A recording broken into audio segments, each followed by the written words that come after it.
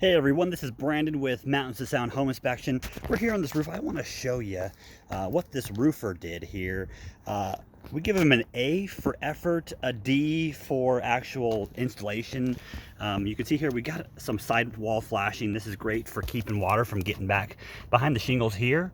Here you can see that. So this water, any water will just kind of flow down this way. But what we didn't do is seal the top end. Typically, the top side of this flashing should go behind the siding. That way any moisture just kind of runs down the siding on top of, not behind, but on top of the flashing and just rolls off the roof like normal.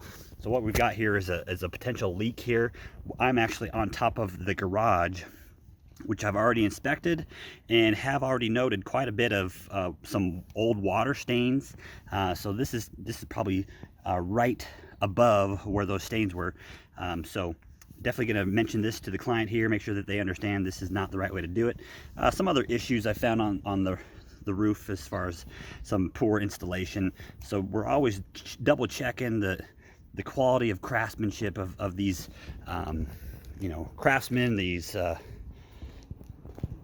contractors who are installing components of the roof. So again, a good find here. Brandon with Mountains of Sound Home Inspection. We'll see you on the next one.